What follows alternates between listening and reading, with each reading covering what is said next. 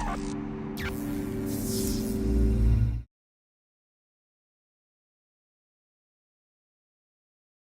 I'm going to take the next segment to talk about CBPR and steps of engagement and extend a little bit into my thinking on following Ella's discussion of creating the space, owning the space, securing the space, and celebrating, and adding one example from my own research and just some more specifics around thinking about the steps of research.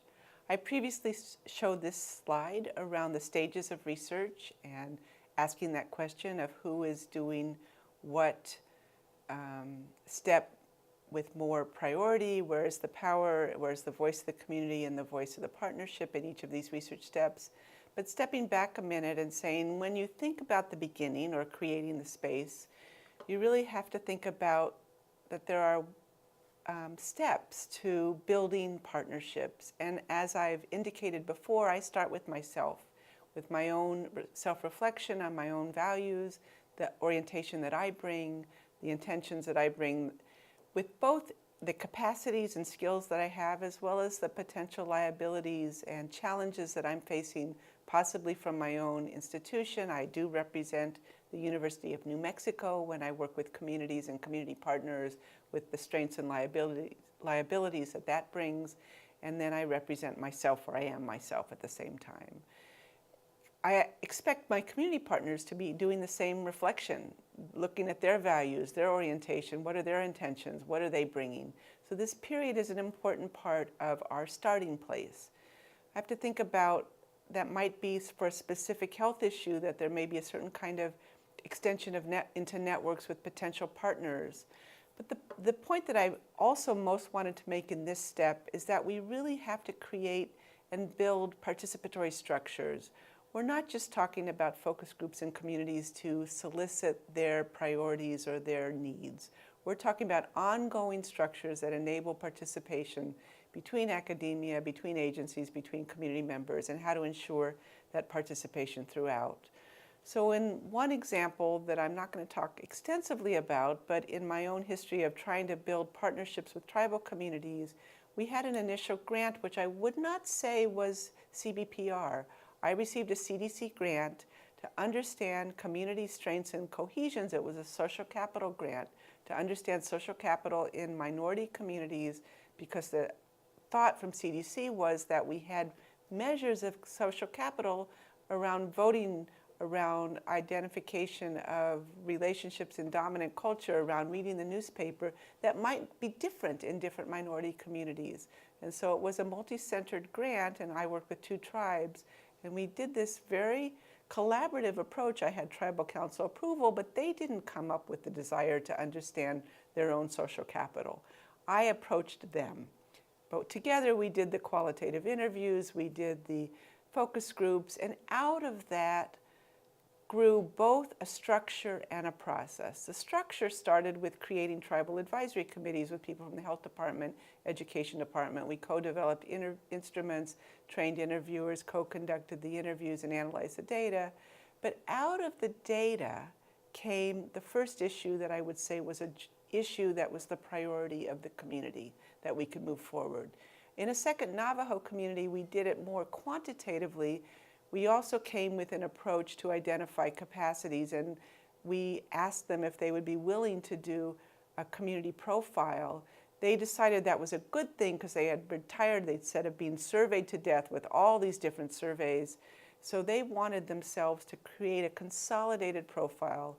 We brought similar issues to those survey questions, interviewed, tribal interviewers interviewed 250 community members, but out of those kind of brought from the outside initiatives came a mutual finding that both communities were very concerned with the loss or potential loss of culture and language, and the desire to share better the history from the elders to the youth.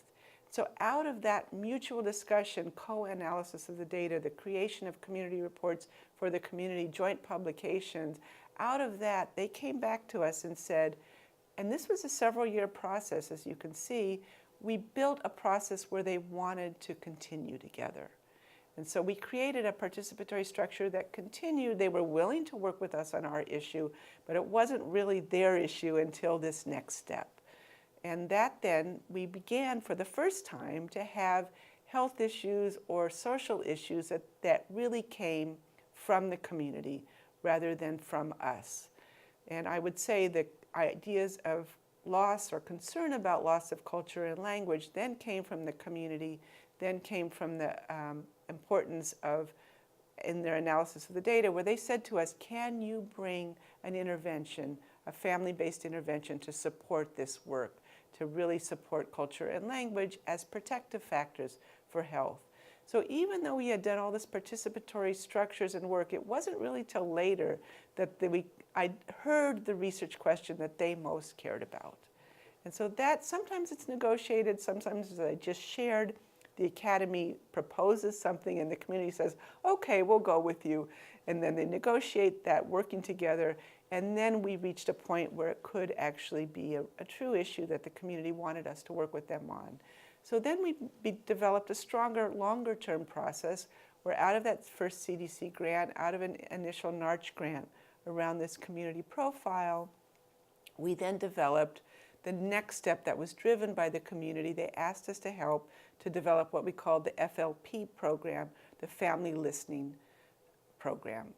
And we developed some pilot opportunities for pilot funding where they could co-create together the intervention with us. We actually identified a curriculum from a different tribal community in the Midwest, the north of the country, North Midwest, where the Anishinaabe themselves had created a culturally based curriculum to strengthen families.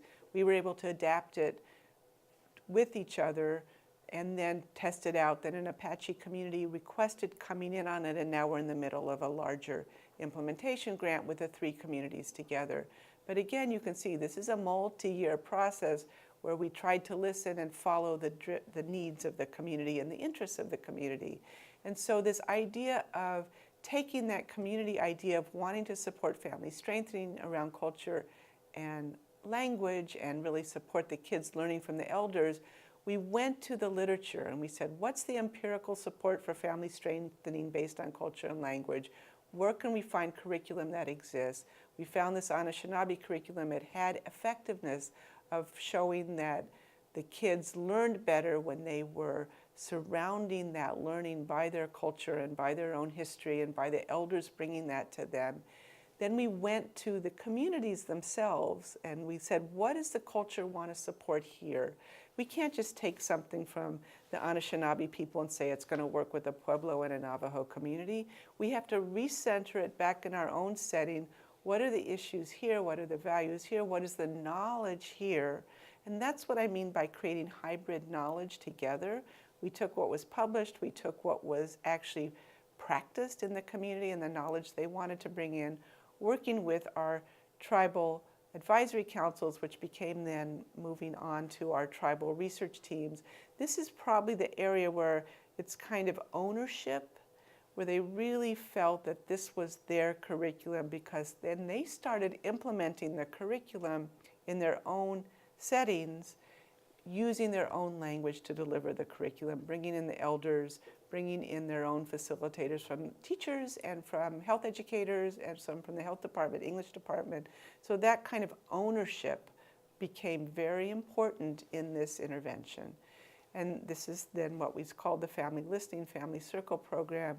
We have a different kind of events that happen in the evening. They're dinner-based events, 12 sessions around tribal history, tribal way of life, my family, community challenges, visioning. And they start with dinner and they have introductions with their clans or Indian names. They share practice. Artists contributed to development of each of the curriculum in each of their own settings. So that's tribal specific curriculum, but they share across the board the desire to have family strengthening, family communication, and problem solving being based on their own histories. And it's with 4th and 5th graders together with their parent and an elder in this process of co-learning together about of their own family history and community histories.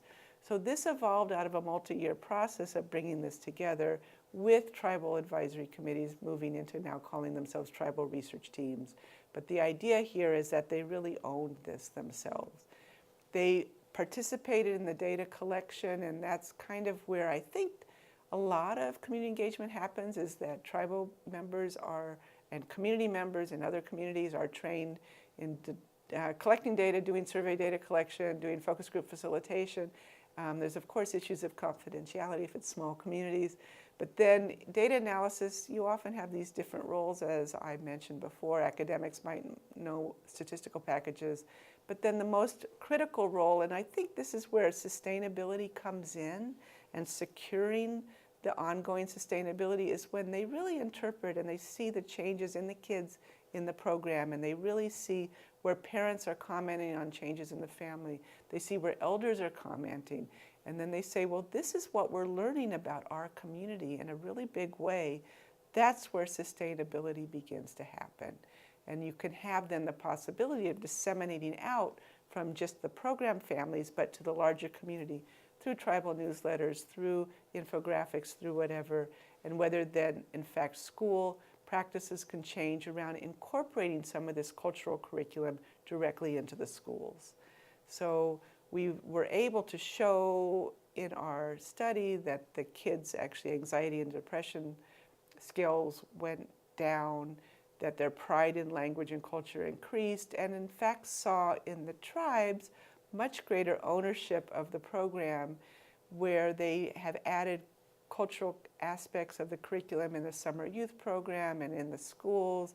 They've created all these family community action projects, because that's part of the program where they're trying to tackle an issue in their community, improve the conditions in their community that they're choosing, not coming from the outside, and trying to work on creating a prevention continuum across all the different programs in the tribes to really incorporate this protective strengthening that comes with really enhanced understanding of culture and history and language.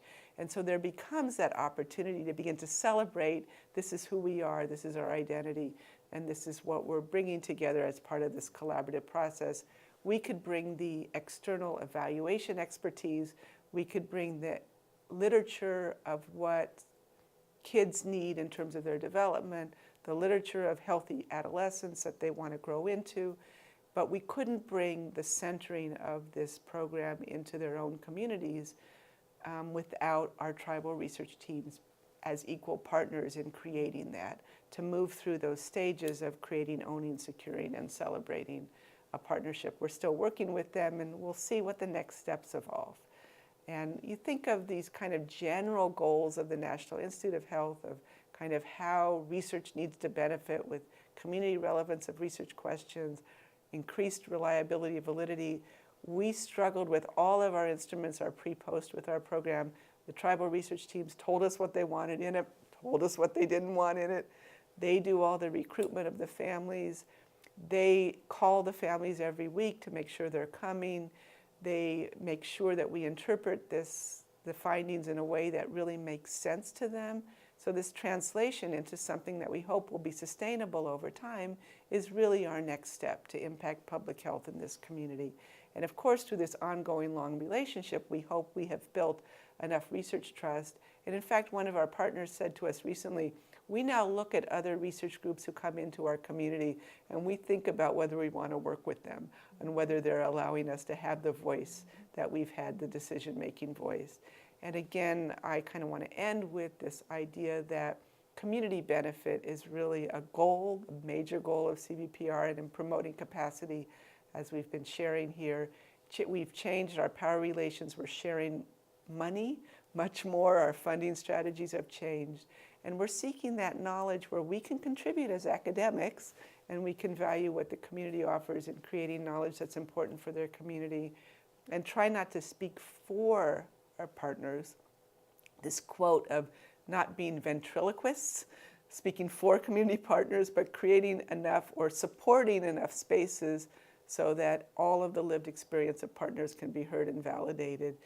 And I go back to Mary Northridge, who has been not anymore, but was the editor of the American Journal of Public Health for many years, who said it very simply: to really adopt CBPR principles, you have to show up, You have to be who you are. Don't pretend to be somebody who you're not. You have to listen, listen, and listen, and listen again, and believe in social justice. And kind of ending here with, what is the impact on our partnerships? What is the impact of what we're doing on community capacities and growth and on community benefit? And of course, as academics, we do also have to, continue our own academic careers, and that has to be negotiated up front too. And hopefully, people are willing to publish and support all the different partners. And so acknowledgments, and thank you again to the think tank of the community academic CBPR practitioners.